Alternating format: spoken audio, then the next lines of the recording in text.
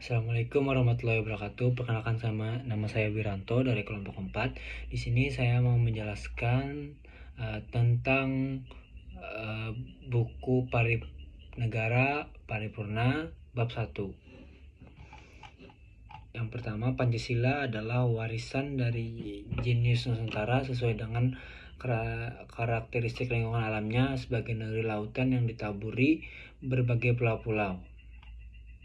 Sebagai negara kepulauan terbesar di dunia yang membujur di titik strategis persilangan antar benua dan antar samudra, dengan daya tarik kekayaan sumber daya yang berlimpah, Indonesia sejak lama menjadi titik temu penjajahan bahari yang membawa pelbagaian arus peradaban. Maka dari itu, jadilah Nusantara sebagai taman sari peradaban dunia. Di bab 1 ini ada beberapa prinsip-prinsip dan fase-fase bersama demi mencapai kemerdekaan. Yang pertama ada fase pembuahan, yaitu sejak 1924 Perhimpunan Indonesia di Belanda mulai merumuskan konsepsi ideologi politiknya bahwa tujuan kemerdekaan politik haruslah didasari dari 4 dasar. Yang pertama prinsip nasional, yang kedua solidaritas, yang ketiga non-kooperasi, dan yang keempat kemandirian. Persatuan nasional berarti keharusan untuk melakukan pengikatan bersama dari ragam ideologi dan identitas etis, agama, dan kelas ke dalam front perjuangan bersama untuk melawan kolonial. Terus yang kedua ada fase perumusan. Perumusan dasar negara Indonesia merdeka mulai dibicarakan pada masa persidangan pertama, yaitu BPUPKI pada tanggal 29 Mei sampai 1 Juni 1945.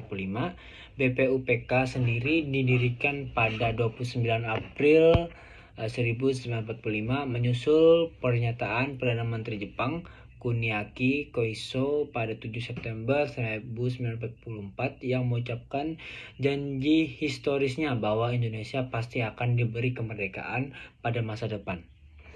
Dalam rancangan awal Jepang, kemerdekaan akan diberikan melalui 2 tahap. Pertama melalui BPUPKI, kemudian disusul dengan pendirian Panitia Persiapan Kemerdekaan Indonesia atau PPKI. Tugas BPUPKI hanyalah melakukan usaha-usaha penyelidikan kemerdekaan, sementara tugas penyusunan rancangan dan penetapan undang-undang menjadi kewenangan PPKI. Selanjutnya ada beberapa prinsip yang menjadi titik persetujuan segenap elemen bangsa itu. Dalam pandangan Bung Karno meliputi yang pertama, kebangsaan Indonesia. Baik saudara-saudara yang bernama kaum bangsawan yang di sini maupun saudara-saudara yang dinamakan kaum Islam, semuanya telah mufakat.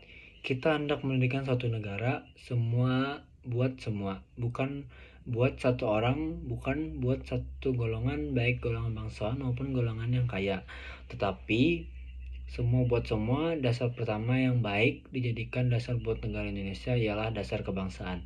Yang kedua ada dasar internasionalisme atau peri kemanusiaan, yaitu kebangsaan yang kita anjurkan, bukan kebangsaan yang menyendiri, bukan Calvinisme. Kita harus menuju persatuan dunia, persatuan dan persaudaraan dunia. Kita bukan saja harus mendirikan negara Indonesia merdeka, tapi kita harus menuju pula kepada kekeluargaan bangsa-bangsa.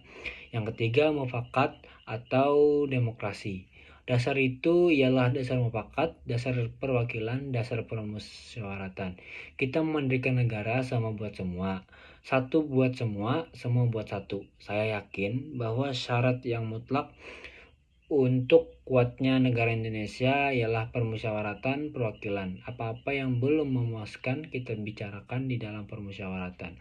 Yang keempat, kesejahteraan sosial.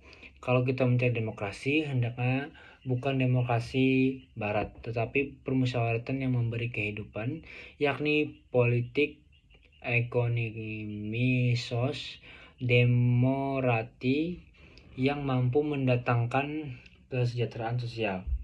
Maka oleh karena itu, jikalau kita memang betul mengerti, mengingat, mencintai rakyat Indonesia, marilah kita terima prinsip tersebut. Yang kelima yaitu ketuhanan yang berkebudayaan. Prinsip Indonesia mereka dengan bertakwa kepada Tuhan Yang Maha Esa, bahwa prinsip kelima dari negara kita ialah ketuhanan yang berkebudayaan, ketuhanan yang berbudi, pekerti, luhur, ketuhanan yang hormat menghormati satu sama lain. Kelima prinsip itu disebut oleh Soekarno dengan nama Pancasila. Sila artinya asas atau dasar, dan di atas kelima dasar itu kita mendirikan sebuah negara yaitu Indonesia, kekal dan abadi. Mengapa dasar meja statis dan lead star dinamis yang mempersatukan bangsa itu dibatasi 5? Jawab Soekarno, karena selain kelima unsur itulah yang memang berakar kuat dalam jiwa bangsa Indonesia, itu juga mengaku suka pada simbol angka 5. Angka 5 memiliki nilai keramat, yaitu dalam simbol angkanya terdiri antropologi masyarakat Indonesia. Soekarno menyebutkan rukun Islam juga 5 jumlahnya, jari kita 5 setangan, kita mempunyai panca indera 5, apalagi yang 5 bilangnya. Seorang hadir, Pandawa pun 5 bilangnya. Hal itu juga bisa ditambahkan bahwa dalam tradisi Jawa ada 5 larangan sebagai kode etik yang disebut istilah molimo. Selain itu, bintang yang amat penting kedudukannya sebagai pemandu pelaut dari masyarakat bahari juga bersudut 5. Urutan kelima setelah itu disebut Soekarno sebagai urutan sekuensial, bukan urutan prioritas. Sekian penjelasan dari bab 1 di buku Negara Paripurna. Apabila ada salah kata, mohon maaf. Assalamualaikum warahmatullahi wabarakatuh.